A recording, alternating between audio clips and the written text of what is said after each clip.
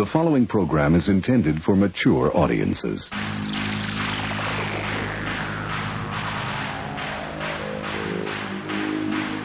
TBS, America's #1 independent television network, presents the following sports exclusive. You're listening to Basically a Sports Show. Follow us on Twitter at Basically Sports. Subscribe to our podcast on iTunes. And check out every episode of the show at basicallysports.tumblr.com. Now here's your hosts, Zach, Greg, Mike. And you're listening to Basically a Sports Show. The absolute worst! Before we get started, fellas, we have a correction from last week's show that we got to get to here. Indeed we do. From BuckFan56, y'all were just a slight bit off on your Cardinals talk last week.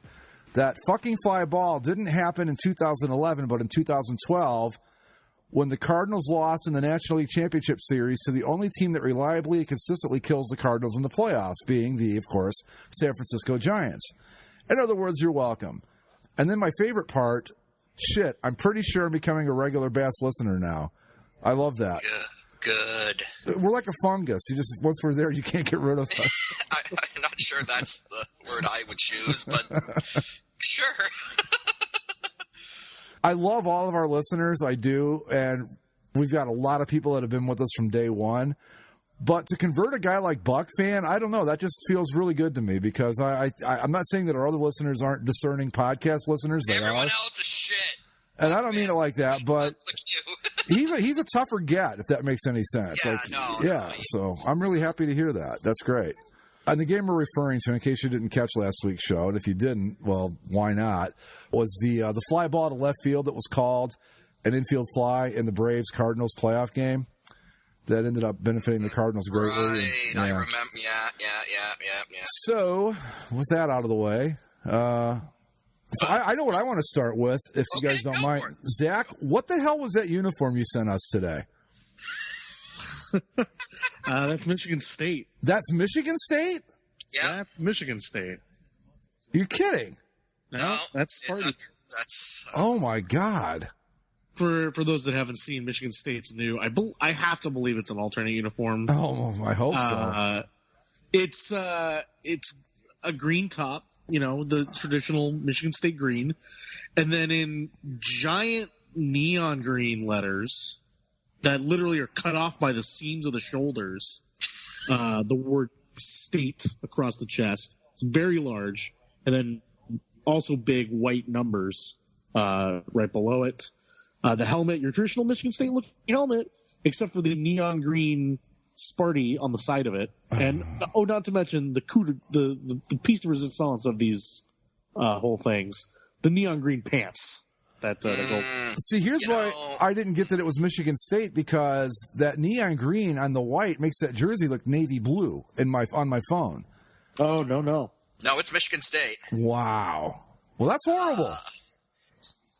I know Michigan State doesn't have like the I guess the pedigree that Michigan does, but but I've always still kind of thought of them as sort of like a traditional kind of team. They are. Like, they very much so are, and they've had over the years some really great looks. They stay with the green and white. They keep it simple, traditional. And they look fantastic. I don't know what this is supposed to be. Their path or evil started a couple years ago when they too had to get in on the proprietary number font craze. Yep. Because just block is no longer acceptable. Right. So instead of just having a green jersey that said state with a block number below it was no longer good enough. So they added the proprietary font. I think in the same year that they did that, they added bronze officially to their scheme. And it's just been a tumble downhill towards this thing. I mean, this was inevitable in that context. It was inevitable that we were going to get here. When you get that deep in bed with Nike, this is going to happen at some point. When you roll down a hill and pick up momentum on the way, you are going to hit the bottom at some point, and they have achieved the bottom. This is just ridiculous, though. Like, I know college football has a tradition of larger word marks than the NFL does, and like a lot of traditional college football looks have those word marks, but this is absurd. Like Zach said, it's so big that the seams for the sleeves are cutting off part of the word mark. And I'm sure that's the point, is that our name is so big that it doesn't even fit on the jersey. Well, then why put it on the jersey? Oh my God. No, because I thought it was a navy blue jersey, I thought it was some directional school that was just, okay, we're going to really make a name for ourselves. Western, I don't know, Idaho State or whatever. And I didn't realize that was Michigan State. That's embarrassing. Oh, yeah, it is. I hope they don't wear those against Ohio State this year. That would be awful. I'm pulling up the college football uniform thread just to see if somebody has an insight. I hope they wear them against Michigan, just so when Harbaugh loses that game, these uniforms. Jim Harbaugh, how's that working out for you, Michigan? So far, so good, right? Wow. Boise State's going to have an all-black uniform. Yeah, I wanted to bring that up, too. Why? Because, Greg, why not? But you make your bones on blue. That's your thing, man. Blue. There's the link, by the way. All right. If you're everything's hidden. Yeah, you can. It's very dumb. There are a lot of pictures of guys wearing the uniform standing in like a smoke machine. Yeah.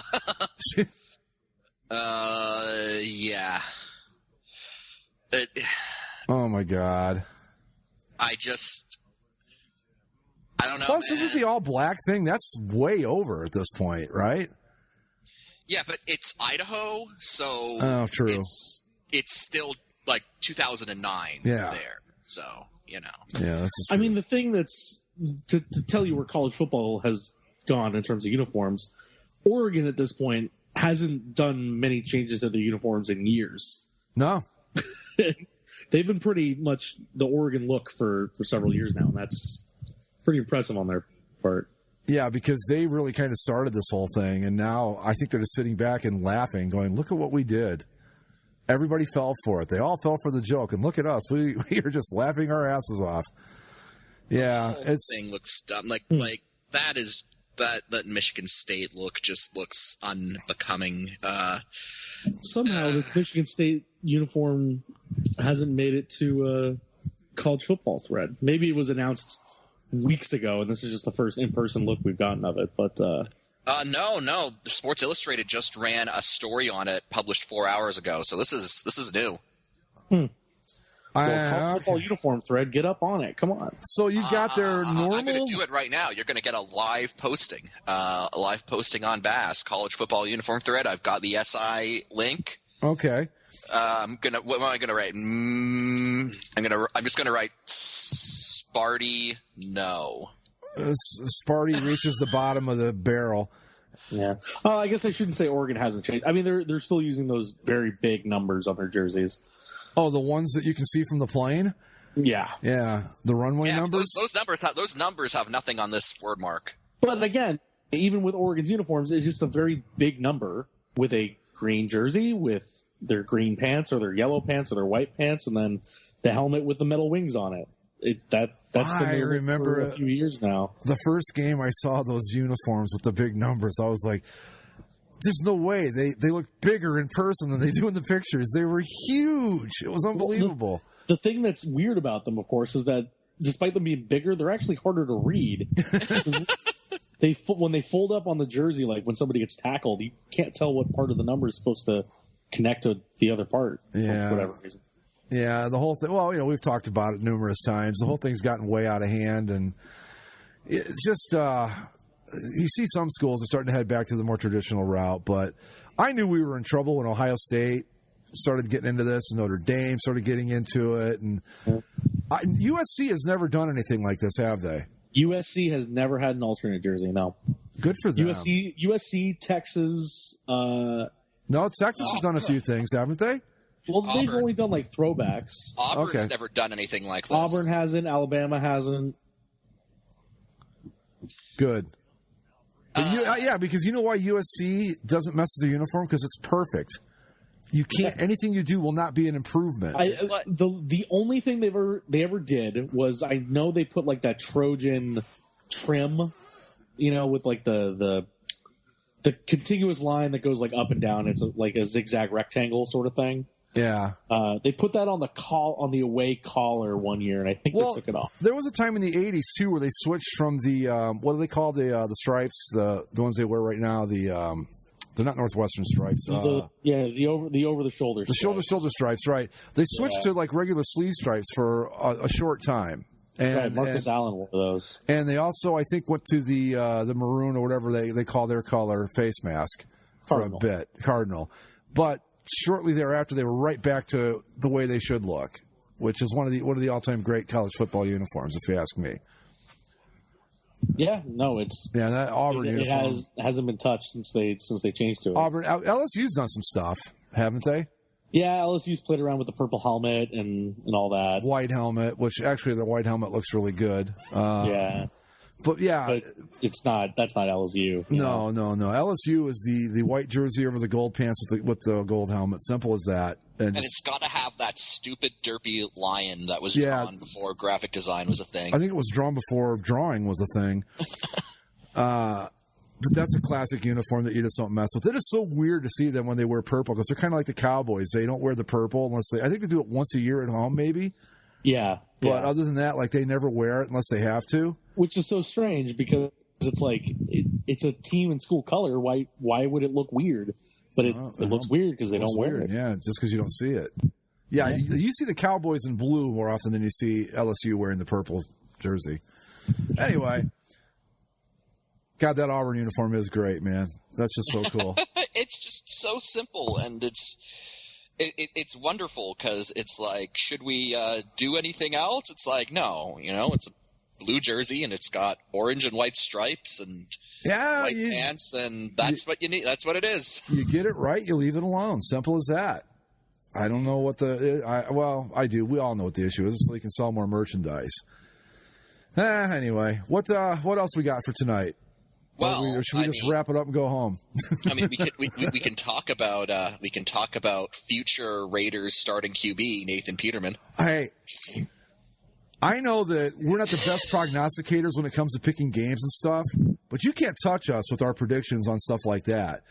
We called it back when he got cut by Buffalo. I forget if it was me or Mike. One of us said he's going to go to the Raiders, and then we kind of followed up and said Gruden's going to end up going, I like this guy. Well, where are we today? What happened? He did get picked up by the Raiders last year as like a practice squad QB, and then now we get the I like this guy. Gruden's like, this Nathan Peterman's growing on me. This Nathan Peterman, he's a grinder, man. I can't wait for Hard Knocks tomorrow. Oh boy. Just because Nathan that, Peterman better be the star of the show. Like, exactly.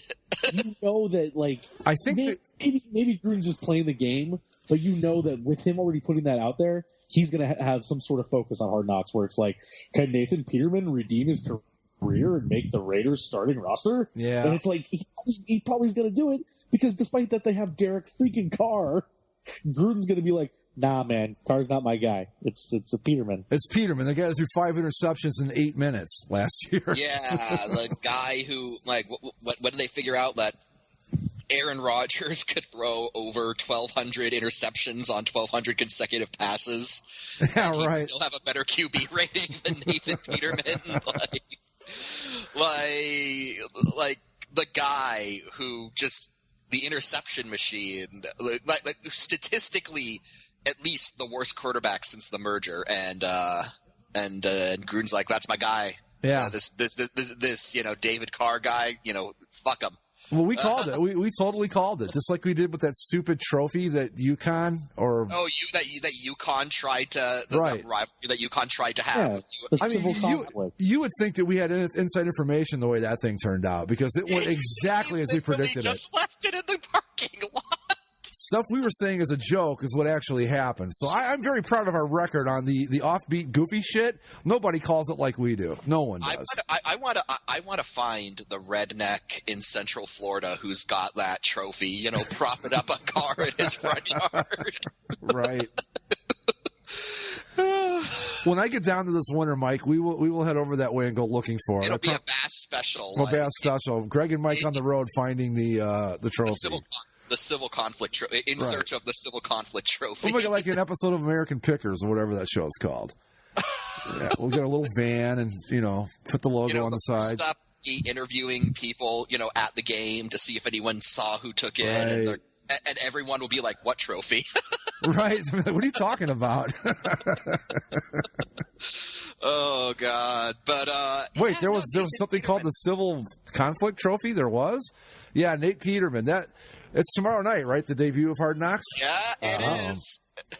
I've never been so excited for Hard Knocks, at least not since the Rex Ryan Jet years. Like, how many times do you think we're going to hear the NFL Raiders song throughout this thing?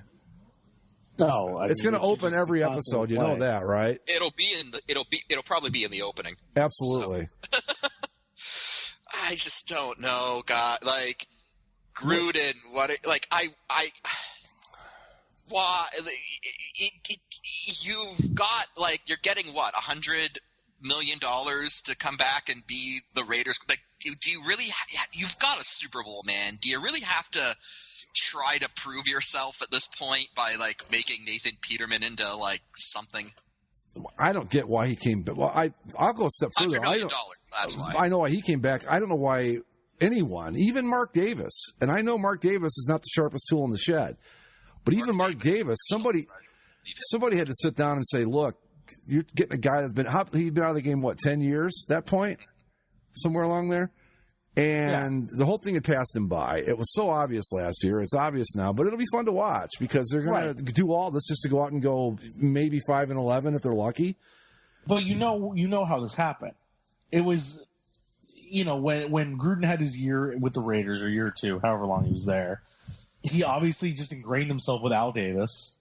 And then, of course, when he went on to win the Super Bowl against the Raiders in his first year with Tampa, I'm sure that's something Al Davis regretted all the way to his grave. Okay. And so I'm sure that stuck with Mark Davis somehow.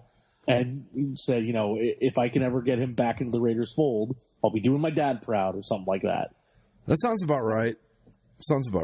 I'm just so glad that Tony Dungy... Maybe Jon Gruden had some in with P.F. Chang's corporate and got him some sort of lifetime deal. Jon Gruden has a manual to a 1997 Chrysler minivan, so that's important. What was I going to say? I'm so glad Tony Dungy finally won a Super Bowl after all that, because that would have been the biggest miscarriage of justice ever. Because Gruden, let's be honest, Gruden won that Super Bowl at the Bucs with Dungy's team. I don't think that Gruden was the difference. He just happened to get lucky to play a team in the Super Bowl that he knew like the back of his hand. But I'm glad that Tony had to get to the Super Bowl. Yeah, but I'm glad Dungy got. You could make the argument that Dungy had enough kicks at the can, and he just That's true. Yeah, and I always forget too that Tony Dungy said some pretty dumbass things in the past few years. Forgot about that. The whole so fuck him too, I suppose. Anyway, any other news out of training camp? I was going to go to Browns training camp this week, but it's sold out. There's free tickets, but they've given out. It's sold out. Sold out. Yep. Oh man, Get people this. are excited. 60,000 people showed up to watch that team scrimmage itself at the stadium on Saturday. Jeez. Yeah. I'm telling you, man. We see it every year with Ohio State, but if the Browns get good, because they haven't been at this level since probably the mid '80s, where people were thinking we legitimately could go to the Super Bowl. It will get nuts around here. Way bigger than the Buckeyes. It's going to be cool to watch if it happens. But yeah, 60,000 people to watch them practice basically at the stadium. Yeah. Yep. Yeah, the Rams and Chargers had their joint practices this week. Mike, can you alert Dean his check bounced? It's the 5th already. I got to see if I still have that picture. We can't keep going on like this for the rest of the month. So, dear listeners, I've got to fill you in on this. We're, every once in a while we get to texting with each other when we're not on the air. And I think it was Saturday. Yeah. I get this text from Zach, and it's the picture from Rams training camp. And there in the back is a guy wearing a number 13. I'm assuming it's a Kurt Warner jersey. Yeah, yeah. And it says, Spanos, pay your rent. And Mike just says, I feel attacked. But it was just really funny. I'll put the picture up. It cracked me up. Like I've said on the show before, every team is subject to trash talking. Being a Leafs fan, I've heard jokes before. Everyone's heard jokes aimed at their team before. It's part of being a sports fan. But I have never felt a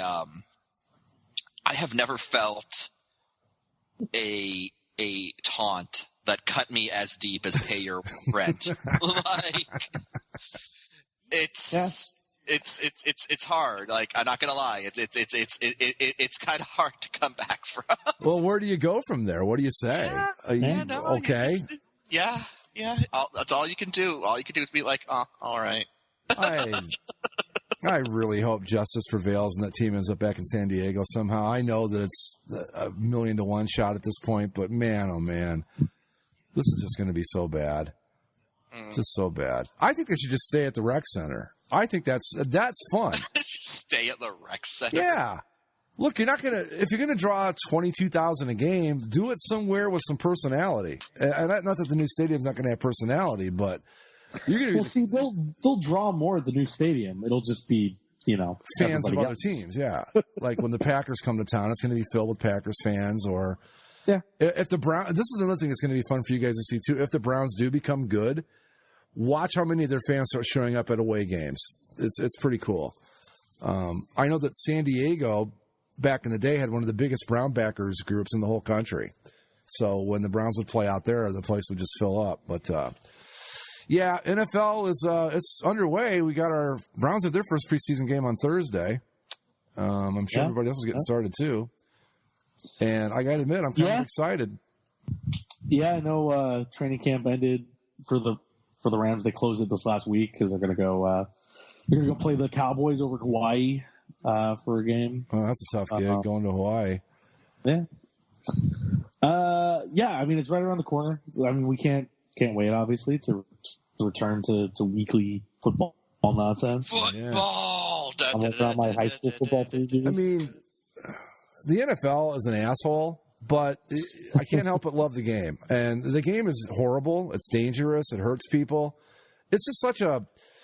I don't even know what I'm trying to describe here, but like you've got to be able. It's just such a contradiction in your mind because everything that is good about people should make them not like this game, but we all love it, and I don't know how you get around that, how you reconcile the two things. I reconcile it just basically being like, these are grown ass men, Yeah. They made these decisions.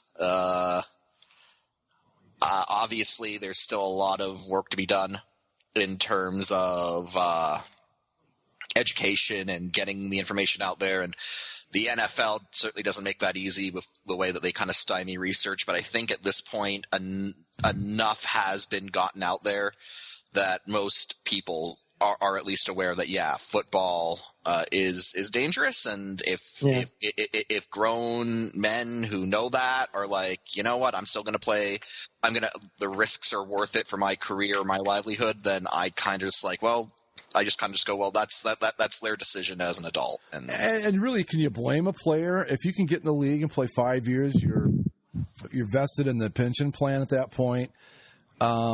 Minimum salary is like $5.25, I think, at this point. So if you can get 5 years in, you've made, what would that be? 2.5, almost $3 million, which is, I mean, that's not a great deal of money, but if you play your cards right, you never have to work again after that. If you're smart about it. So yeah, I don't think I can blame anybody for wanting to play. And if you can do a little bit better than that, like Josh McCown, who played 17 years or something like that. That guy made a whole bunch of money. I mean, he played for just about everybody, but Matt Flynn remains like the dream. Yeah, exactly. Obviously, right. I don't think he's played more than 2 full games as a starter, but he's set for life. God, one game in Detroit against Detroit that didn't even matter, and he made a freaking fortune off of it. And if you're super lucky, you get to be Tom Brady, who signed a 2-year contract extension this last week. He's 42. He just turned 42 on August 4th. And he signed a contract that would take him into age 44 of being an NFL player. It's that TB12 method. It's keeping him it's keeping him healthy and hydrated. Has anybody else take him into 21 seasons? Has anybody else played quarterback that? I know George Blanda was still around when he was at that age, but he wasn't a starter his entire career. he became a backup, I think, with the Raiders, and it was a kicker here and there, but he didn't play like Brady has been since that first season in 2001 has been the starting quarterback for that team. Well, there was the year that he was injured. Right, but yeah, so this is a list of most regular season games played for players in the NFL. So obviously you have all the kickers, Morton Anderson, Gary Anderson, Adam Vinatieri, Jeff Eagles. That's the gig, man. It's a kicker right there. That's your job right there. Go ahead. And then fifth most all time is George Blanda, who played 340 games from 1949 to 1975. He started in 49? That's what it says here. Wow! I had no idea. I thought he started his career with the AFL. That dude was really old. His professional career, he was signed by the Chicago Bears for $600 in 1945. Hey, $600. That's not bad. That's not anything. That's not something in that. An amount George Halas demanded paid back to the team immediately when he made the team, as Blanda was given a lucrative contract for more money later. He was a quarterback and place kicker, saw time on the defensive side of the ball as a linebacker. Wow. And he wasn't the starter until 1953. And then he got injured, kicked for 4 more years. Then he was a quarterback for the Oilers when the Oilers won the AFL title in '63, I think. Oilers, played for the Raiders. Yeah. I'm trying to see if he was a quarterback he was a quarterback. Yeah, he was the backup quarterback on the Raiders is when I first became aware of him. And I was just a kid. He, at age 48, he played in his last regular season game. 48? Or his last game. Wow. Yeah. When he, it was the 1975 AFC Championship where he kicked a 41-yard field goal and made an extra point. Wow. 48. Hey, man. Right. Dude. Well, but see, again, the thing is his final 5 seasons were as a kicker. Yeah. So, as a quarterback, as purely a quarterback, Brett Favre is at 302 from 91 to 2010. How old was he? Was Favre over 40 when he retired? Yeah, right? Yeah. Favre retired at...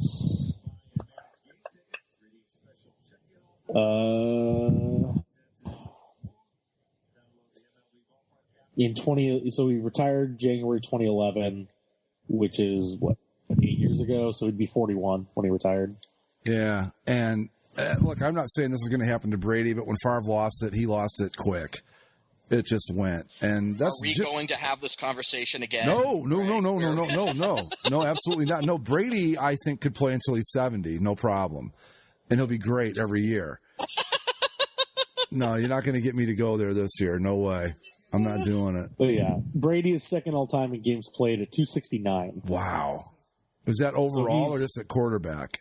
That's overall. Yeah, overall. As a QB. Well, no, sorry, that's as a QB. Sorry. Okay. So, well, I mean, I guess it's hard to say because I don't know how many Blanda played, but Blanda played combined as a kicker and quarterback. He was in 340. Favre as a quarterback was 302. And Brady is at 269. So that he had 2 more years, taking him to what year would it be? So it's this season and then the next 2 seasons. So that's 48 games. Would that get him there from 3? Yeah, he'd probably be pretty close to breaking the all-time record, wouldn't he? Well, I got to pull out the calculator. You're asking me to do math. It's 48 regular season games. I don't know if playoff games count. I mean, they have to count towards games played because you played them. I think these are just regular season games played. So 16 times 3 is 48 plus 269. Yeah, that would bring him to 317. Okay. I bet you that's what he's gunning for. Right. So if he plays every game for the next 3 years, or every game for the next 2 years, he would finish the 2020 regular season at 301, one behind Favre. So then if he starts his first game of 2021, he would be the all-time quarterback. I can't blame the guy. He's still playing really well. He's staying healthy, so why not? You know, sucks for us, but sure, why not? He could pick up another. What's he got? 3 seasons left. He'll get at least one more Super Bowl ring. You got to figure, right? 2. We'll get 2. God. Yeah, the 2-year extension, by the way, is worth $70 million. Oh wow. That's got to be. There's got to be a way that the Patriots aren't going to be on the hook for that if he decides to retire.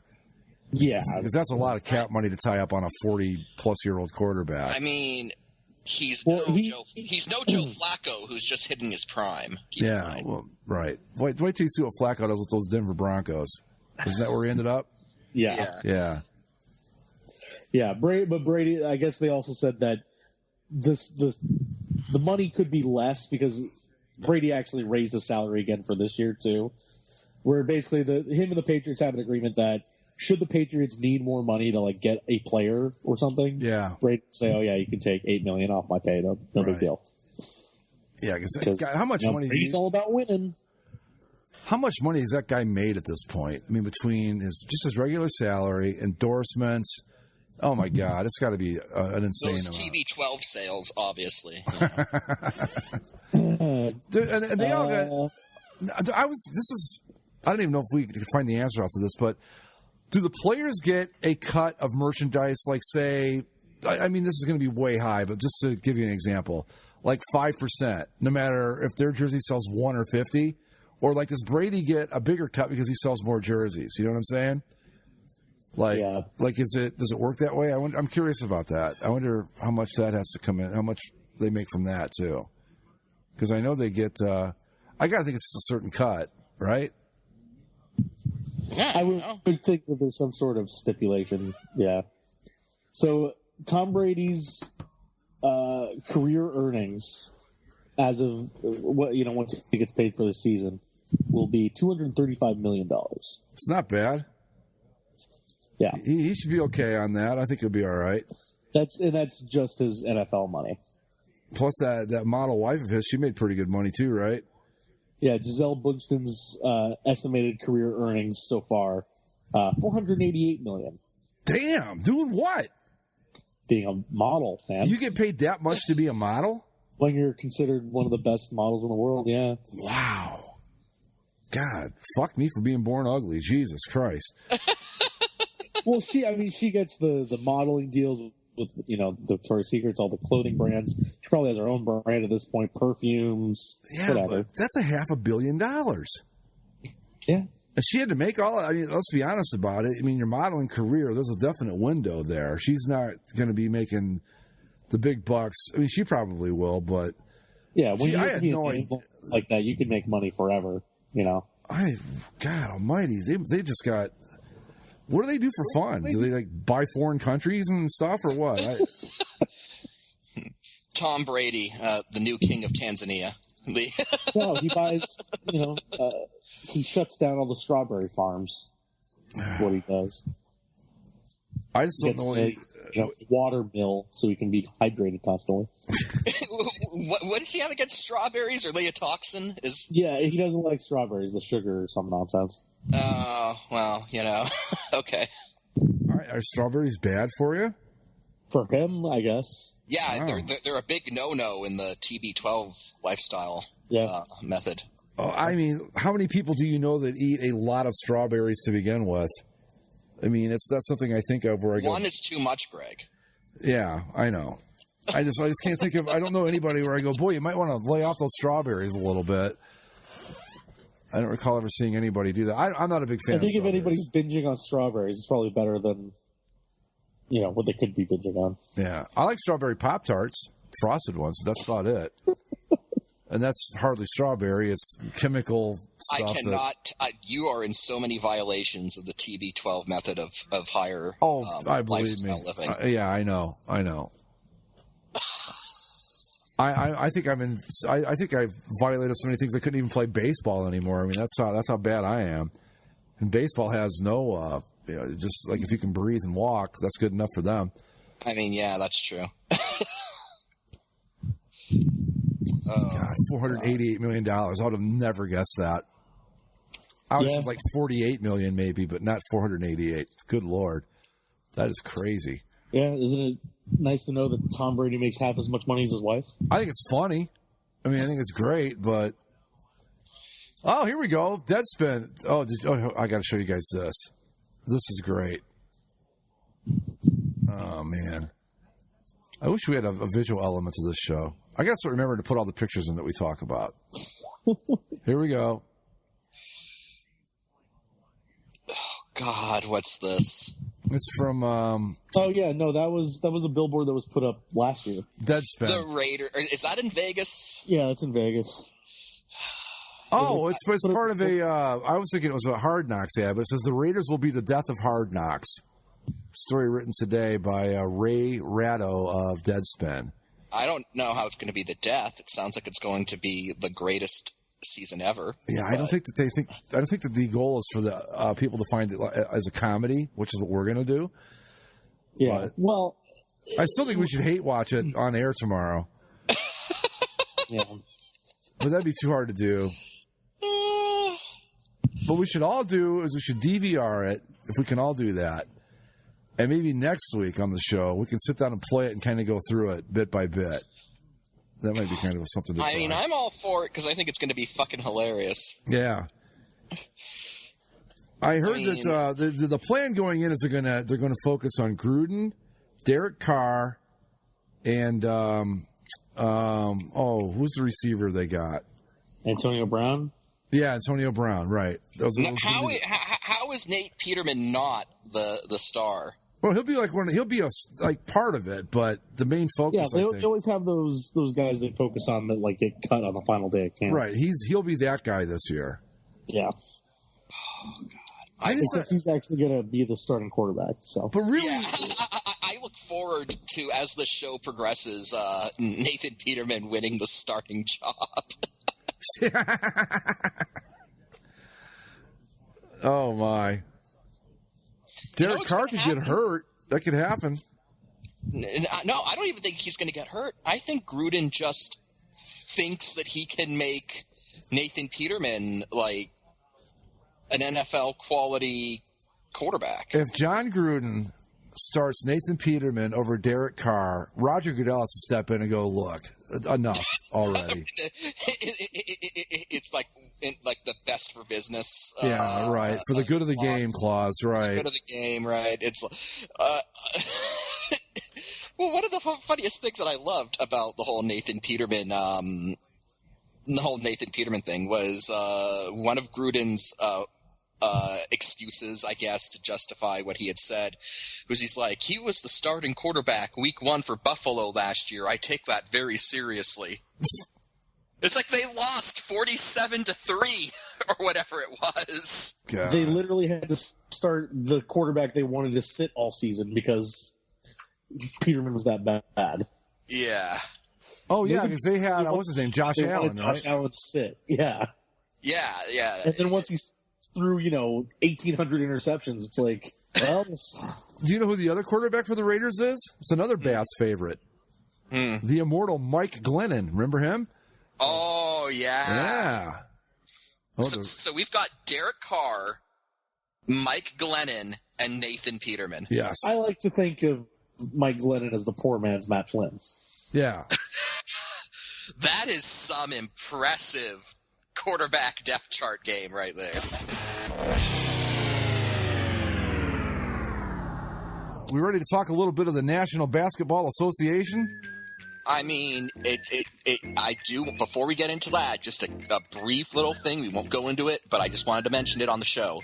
I inadvertently watched some WNBA action the other day between the Chicago Sky and the Carolina Sun. Those names check out. I was... and I believe it's Connecticut Sun. Connecticut Sun, sorry. Because they play at the Sun Casino. Oh, you mean Connecticut's not known for all of its sunshine? No. Oh. I was grabbing lunch with a buddy at a bar, and the WNBA was on one of the TVs that I was facing. Wow. So I inadvertently got a glimpse of some WNBA action, so I'm good for the next 10 years. Just wanted to drop that in while we were talking about basketball. Yeah, I know. Like, there's been a lot of discussion since the Women's World Cup about like women's soccer leagues or women's leagues in general. The WNBA does not help in this argument. I find it hard to say anything bad about the WNBA because I want it to succeed, and I think that it'd be great if women had a place to play too. But wow, I'm just going to leave it at that. Because as my Aunt Thelma used to say, if you have anything nice to say about somebody, come sit next to me. So anyway, but let's move on to the other NBA, the less important one, the National Basketball Association. Yes. I mean, where do we start? Do we have to go all the way back to free agency, the start of free agency? I don't know. We talked last week. We were going to talk about some stuff that we held over from last week's show, and let's start with the one that I think the biggest thing, Kawhi Leonard going to the Clippers of Los Angeles. Yeah, which we thought when we were talking about him moving, we said, wouldn't it be funny if he went to the Clippers instead of Lakers? Well, here we are. Everybody did that. Yeah. I mean, even to the point of like, I mean, there were some reporters that were kind of raked over the coals for saying that the Clippers were out, that he definitely wasn't going to the Clippers. But literally, no one thought he was going to the Clippers. Like, it was just kind of like, there's no way they can do it. They don't have the space. They don't have anything that entices them there. Obviously, it's going to be the team you just won a championship with, or the Lakers, who now have Anthony Davis and LeBron James, and it's Los Angeles. So, the Clippers should be a non-entity. What flipped it at the last minute, or not even the last minute, because he decided much later in that first week of free agency, the Clippers were able to get Paul George from the Thunder, where the Thunder got like an incredible package back. Bill Simmons called it the greatest haul in trade history after he called what the Lakers gave up for Anthony Davis the same thing. Bill's not known for overstating things, though. No, not at all. Not at all, right. So they were able to get Paul George, and I guess that convinced they told Kawhi, hey, we're going to get Paul George. Then he decided to sign with the Clippers. And he's a Southern California native. He's not an LA native. He played high school ball on Riverside, and he went to San Diego State for college. But he's back in Southern California with, of all teams, the Los Angeles Clippers.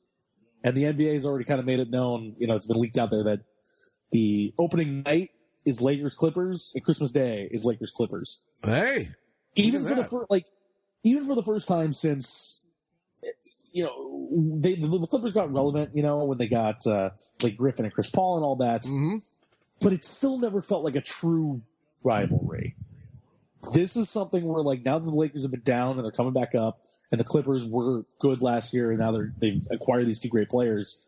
You have LeBron versus Kawhi. You have Anthony Davis versus Paul George. It's a legitimate thing that these games are going to be kind of nasty, I think. Well, yeah, you've got that, and then you've got the Clipper fans, however many there are, all 35 of them. Clipper Village. All full of themselves, like, look at us, we got Kawhi and you didn't, and blah, blah, blah. So it's actually, you're right, it's starting to turn into a little bit of a thing here with these two teams. And that's definitely the other thing, is that because the Clippers beat out the Lakers on a free agent, like, that just... Yeah. It adds that extra spice. I'm surprised, though, but I mean, it just seems weird to me that he would pick the Clippers, but... Paul George, that's a good move and all that. Who do they have left? I know Blake Griffin's not there anymore. Is Chris Paul still there? No, Chris Paul. No, we'll get to him. We'll get to him. And we'll. Oh, that's right. What about DeAndre Jordan? Is he still there? DeAndre Jordan joined, did he actually join? I think he did. Kyrie and Kevin Durant in Brooklyn. Oh, okay. Well, they're going to be tough too.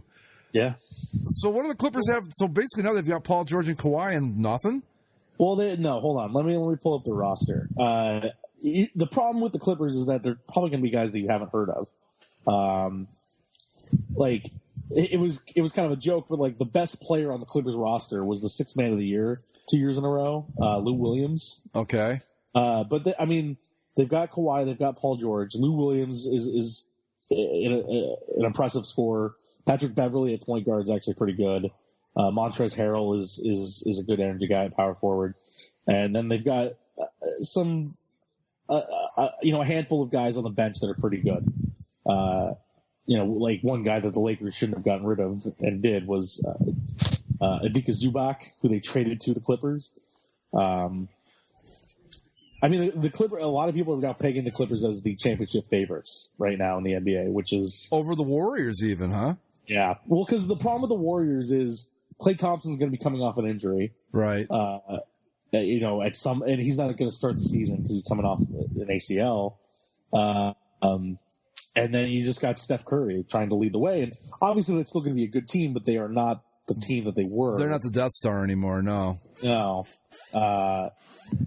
And really, they're putting a lot of the hopes here with the Clippers on Kawhi because Paul George is good. He's good, and they've got a lot of nice supporting players. It'll just be interesting to see how the whole thing gels.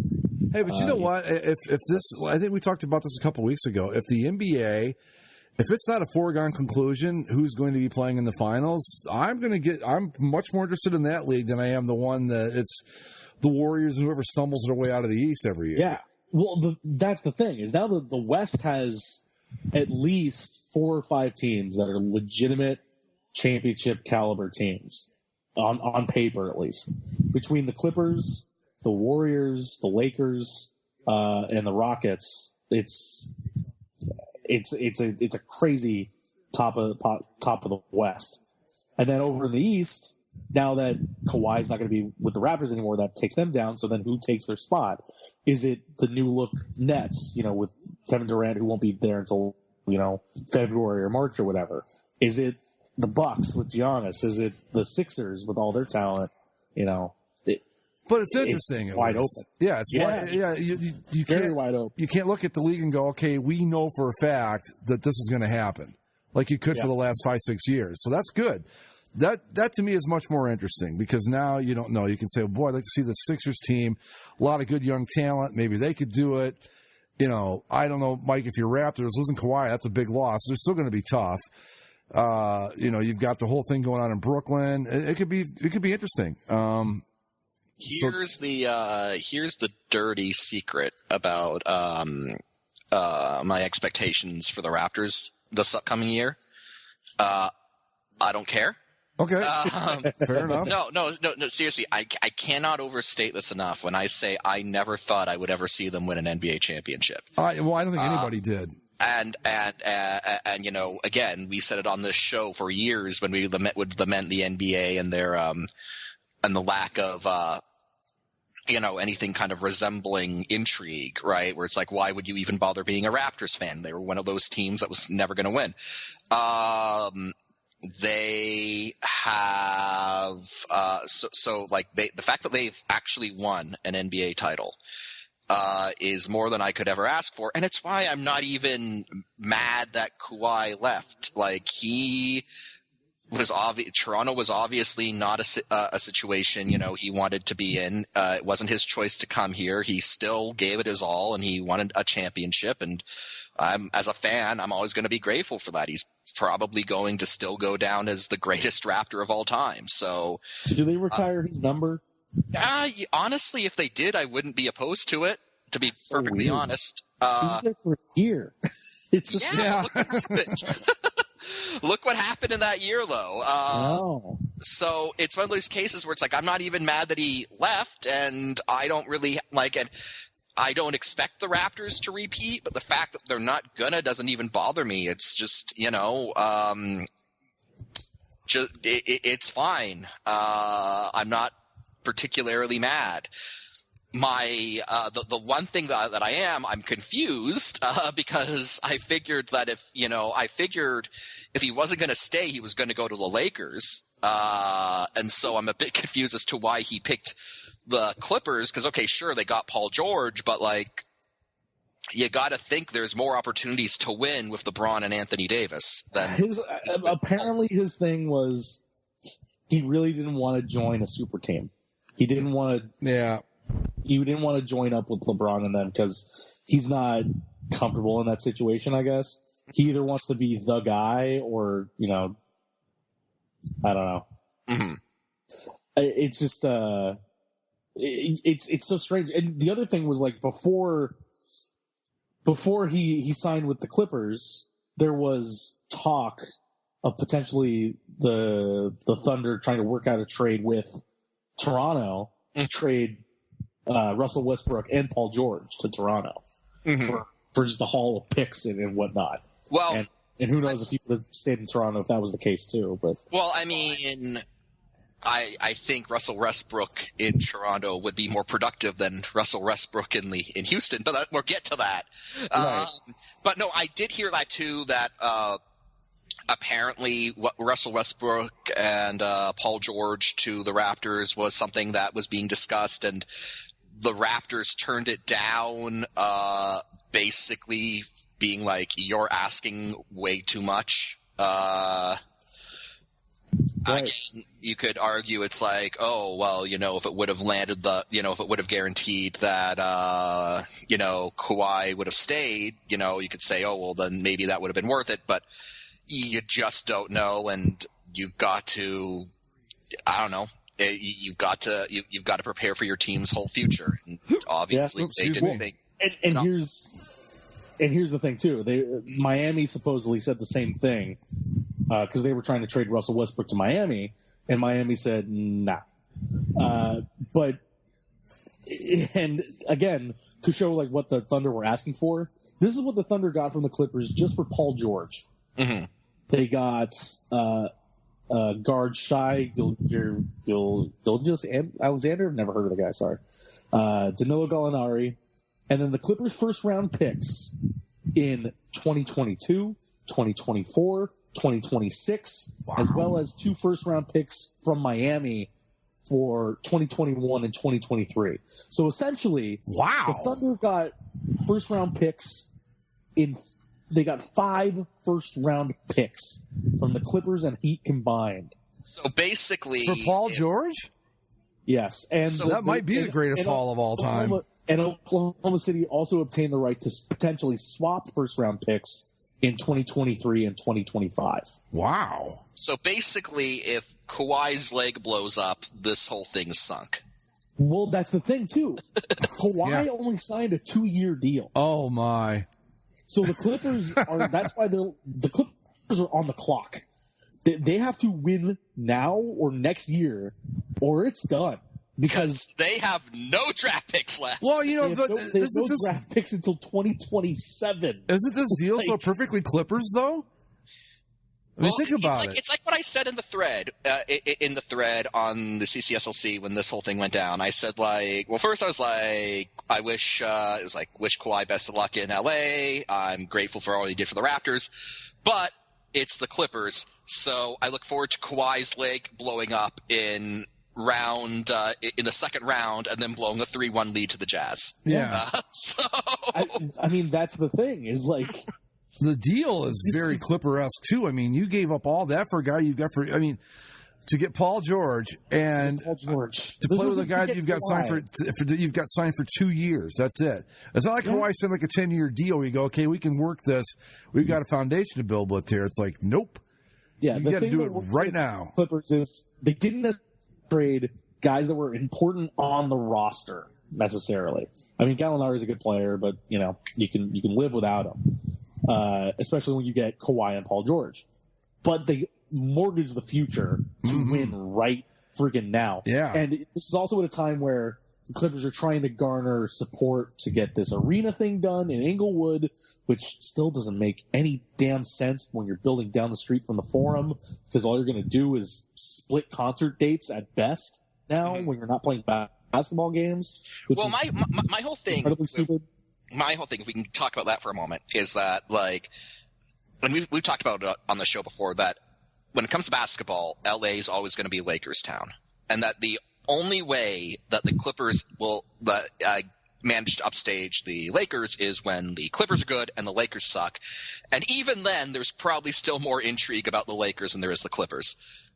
Always. So right now they've got a pretty good deal because the way I understand it, the Clippers basically print money just by filling dates at the Staples Center.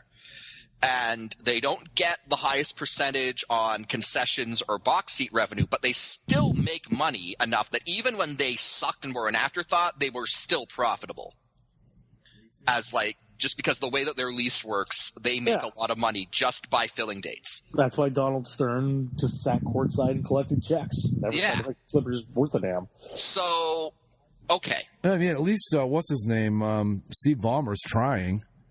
But okay. Yeah. Okay, but now, if assuming they move out and they get their own stadium, right? And they're nobody's tenant, but not being anyone's tenant means that they are the main anchor. They are the draw. And you can't count on the Lakers sucking and the Clippers being good. You can't count on that being the status quo forever. Mm-hmm. So, and of course, I have to reiterate, where they're trying to build this stupid thing is across the street from the Rams-Chargers entertainment complex. The rec center. Mm-hmm. Well, no. Oh, it's not the rec center? Inglewood Stadium. Oh, this is the new football stadium. Oh, okay. That's going to have the football team, the giant football stadium. It's going to have the Forum's already renovated, and again is one of the top concert venues in Southern California.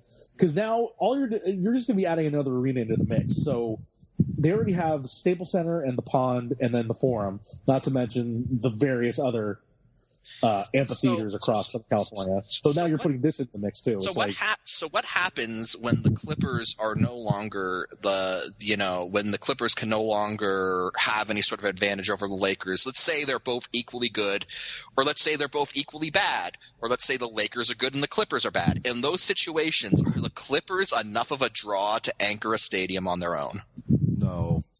Just by being the Clippers? Yeah. No. No, of course not.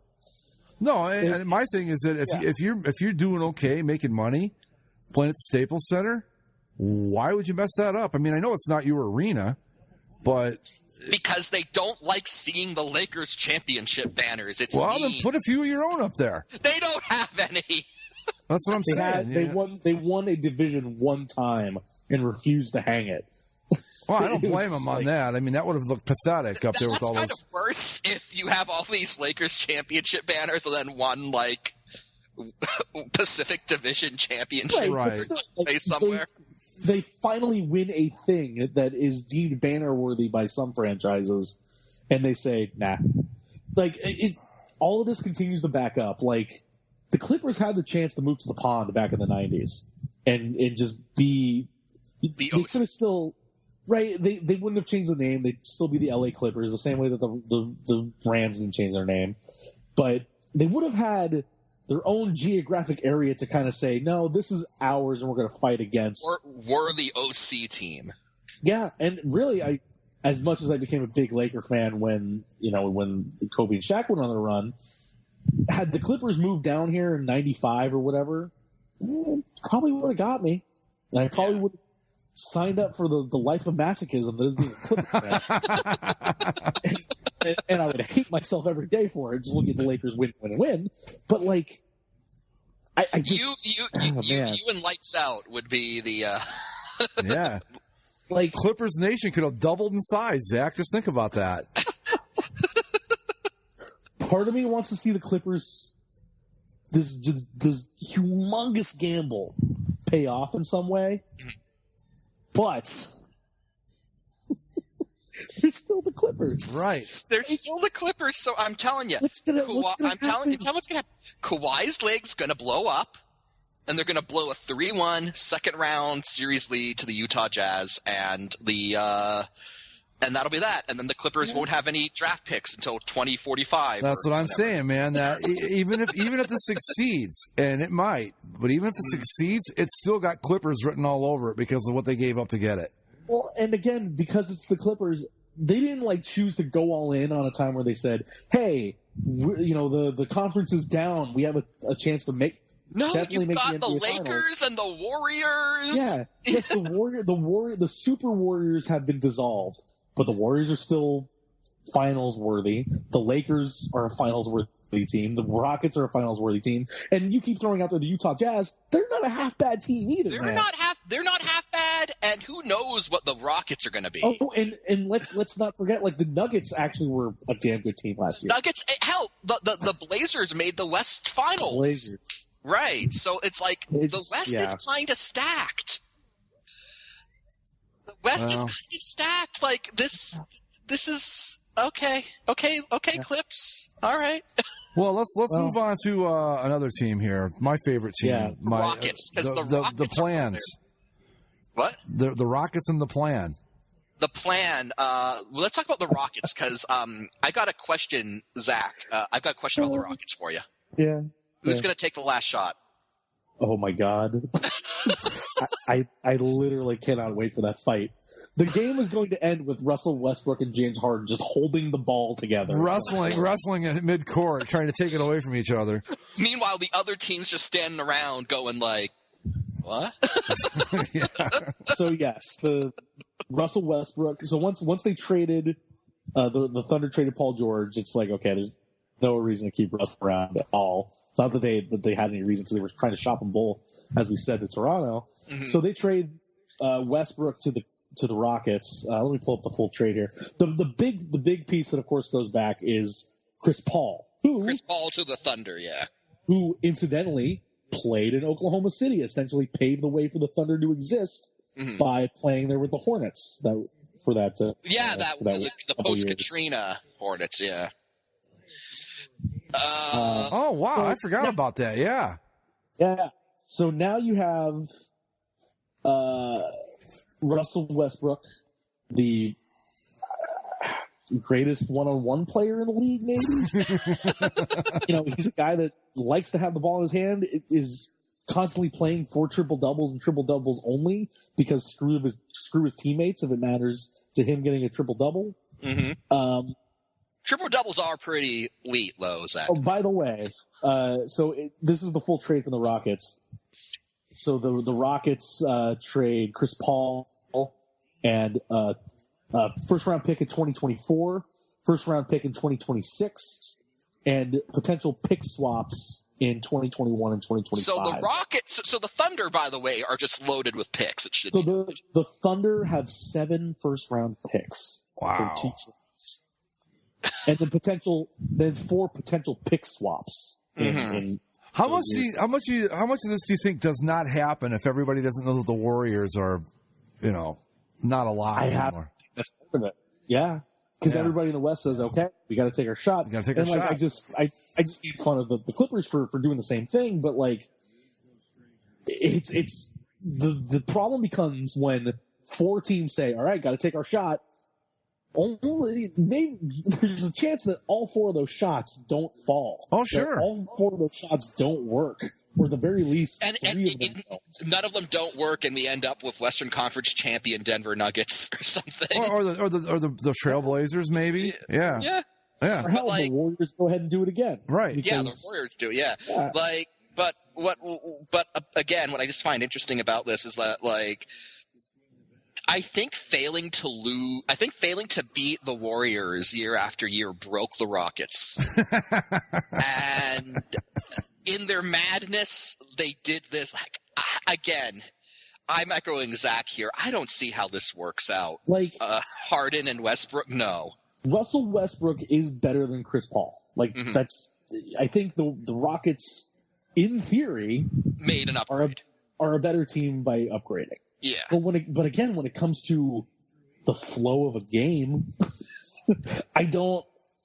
Because the other thing is we bang on Russell Westbrook for being the king of triple doubles. What does James Harden do? All he does is get the ball and shoot threes. Yeah. Right. And he shoots threes and throws himself into people while shooting threes. Yeah. Right. And Mike D'Antoni is the coach of this team, remember? And he's he can get a team to play offense for sure. I'm sure he'll get them to work together somehow. Mm-hmm. But I don't like those long-term prospects though. No, because Westbrook and Harden played together with Kevin Durant on the Thunder at one time. Yeah, but that was before both of their egos Exactly. blossomed. It was a completely different team. Russell Westbrook was playing the perfect point guard. He could slice and dice and dish the ball. He could also score. Kevin Durant was the go-to guy, and then James Harden. Harden was kind of like he was like the second sidekick basically on that team. Right? Yeah. He wasn't like a go-to number one guy back But now then. James Harden's coming off years of being the guy in Houston. Yeah. And Westbrook's been the guy. You have two guys that were MVP candidates for being selfish basketball players. Yep. And now you're going to put them together. This is going to be glorious. Like, it's either going to work spectacularly well, or it's going to be like the best dumpster fire. Yeah, I don't know. I mean, maybe it's something we don't know. Maybe these two are maybe they're great friends. Like, hey, man. No, could you just imagine? Just imagine what's going to happen. I hate to break you up, break you off, Greg, but I just wanted to get this out there. Imagine the first time where Westbrook wants the ball to win, and Harden sinks a three to win it instead. Right. Yeah. The drama that's going to radiate out from that event. Well, I mean, I remember watching Russell Westbrook when he was with the Thunder just do stupid shit just because he had to be the guy. And he would take really bad shots, and I don't know. Houston, they have been the heir apparent to the Warriors for, 7-8 years now? Mm-hmm. It's like, this is the year the Rockets have got enough, and then they never do. And, I mean, maybe they finally do now, but now, like you said, who's going to take the last shot on that team? Who's going to take the first shot? Whoever gets the ball first. Do you think they have enough now that they have their new stupid planet logo? Well, here's the thing, too. I think this might work during the regular season because they'll argue, well, who'll take the last shot? I don't know if that'll matter so much when you're playing, the Spurs in when the Magic or whatever, yeah. Yeah. Mm-hmm. But let's say it's game 6 against the Clippers. Let's make it fun. Now you've got a situation. Yeah. You've created a paradox here. Somehow the Clippers are up 3-2 in this series. Okay. And the Rockets need to make one shot to keep their season alive and force a game 7. Who takes it? Okay. In that case, you say, well, they're both great options. But you know that they're not just going to run a play and whoever gets open shoots. I think somebody's going to have to do it. Personality-wise, I think that probably Westbrook is going to be the guy because he'll just do it because he'll throw himself into it. Yeah, he will just do it. And James Harden will be sitting there getting mad about it. Yeah, and Harden will stay pissed off about it. Yeah, and that's the problem because sure, maybe Westbrook makes that move and gets that shot and wins the game, but going into game 7, that's a dysfunctional Rockets team. Right. Yeah. Oh, yeah, that's the thing. I mean, I don't even know what the rest of their roster looks like. Do they have anybody else? Because if they're relying solely on those two, they're in trouble. They're in big trouble. Yeah, they have other players on the team. Well, I'm assuming they do, but I mean, do they have anybody that, They've got, let's go through this, PJ Tucker. Okay. Austin Rivers. Ben McLemore. I've heard he's pretty good, or who I think of somebody else. He's not too bad. He's fine. Danielle House. All right. Isaiah Hartenstein. Boy, now there's a name you don't hear every day. Okay. They've got some guys. Kenneth Faried, Iman Shumpert, Gerald Green. Okay. They're okay. They're okay. Look, they've got. If it's just a question of talent, I think they have it. But it's going to come down to because really what it boils down to. We can talk about who's going to fight to take the last shot. It's going to be Westbrook, and can Harden put up with that? That's basically the question here. Because I don't see James Harden. I mean, Westbrook's got the personality. I'm going to take the ball and I'm going to shoot, and that's just going to be the way it is. I don't see Harden as that type of guy. I think he wants wants it, but he's not going to be the aggressor in the situation, I guess, is what I'm trying to say. I pulled up a Ringer thing where they're kind of going over winners and losers of the Chris Paul trade. And one of the things that is in one of these paragraphs later, it says, winner, James Harden the player, loser, James Harden the point guard. And it basically goes on to say, Westbrook's presence could also mean Harden sees less of the ball. By now we know Russ will be Russ. That means it's up to Harden to make adjustments and play off the ball.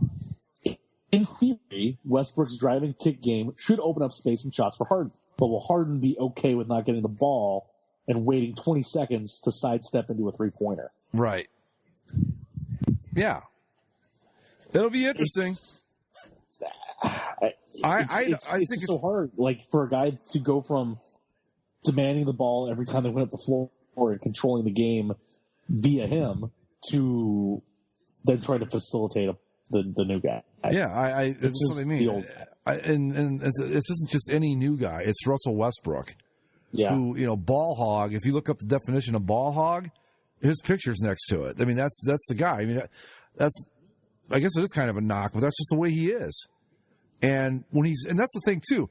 He's not always great. There are times that he takes the wheel and drives you right off the cliff. So it's going to be a fun, I don't know about fun, interesting team to watch with them and the whole setup they have. But they're the Rockets, and they'll be the heir apparent again this year, and then we'll see what happens. What other teams do we have to work with here? I mean, those were the big ones. I mean, the other big team that got put together essentially is the Brooklyn Nets. They got Kyrie, they got Durant, who's not going to be there, until his Achilles gets taped back together and fully. Doesn't it take at least a year for that to fully recover? Yeah. As far as I know, they're not expecting to be on the team until March of this year or March of next year. March of this season. Wow, maybe, but I doubt it. And then the other guy they got was DeAndre Jordan, so that's their big three. DeAndre Jordan's a good player. Kyrie, I don't know what to make of Kyrie Irving. This is his third team, and let's see, the Cavs won in 16? Yeah. This is Kyrie's third team in 3 years, isn't it? Yeah. Yeah. He was on Boston for 2 years. Right. Yeah. He left the Cavs. He was on Boston for 2 years. Only one of those seasons he was injured. Remember? Yeah. Right. Yeah. But yeah, he left the Cavs because he demanded a trade after the Cavs won the title. Everybody's like, what? And I don't know. I think if he sticks around, maybe they win another one. But he wanted a trade, so he went to Boston, and now he's with the Nets. And how did he get to the Nets? Trade, or did he just do a free agent thing? Sign. Okay. He had 1 foot out of the door, Boston, the entire year. So yeah, I don't know if that's where he wanted to go in the first place. I mean, I think it's just the deal that could be made, but yeah. So, they'll be interesting. I mean, if Durant was healthy, you look at him and go, boy, that's gonna be a tough team to beat because you've got Kyrie, Durant, and DeAndre Jordan. That's enough to get it done in the East, I think. They still might. They still could probably win it with just Jordan and Kyrie. Yeah. I don't. They're obviously not going to be as dangerous without Durant for a year, but No, but it's just not the worst investment to take a shot. I mean, if you get Durant back and keep that team together. Again, there's 4 or 5 teams that are legitimate finals contenders out of the West, right? And then there's another 3, maybe 4 in the East. But that is the first time in the history of this show that we've been able to say that. In 7 years, going on 8 that we have been doing this show, this is the first time that the NBA is actually wide open. All righty, folks, on that note, we're going to call it a night. Remember, you can follow us on Twitter at Basically Sports. Subscribe via iTunes, Stitcher, Spreaker, and the YouTube. As always, thanks for listening, and we will see you next week. Laters. Go watch Hard Knocks, people. It'll be worth it. Oh, yeah. Oh, yes.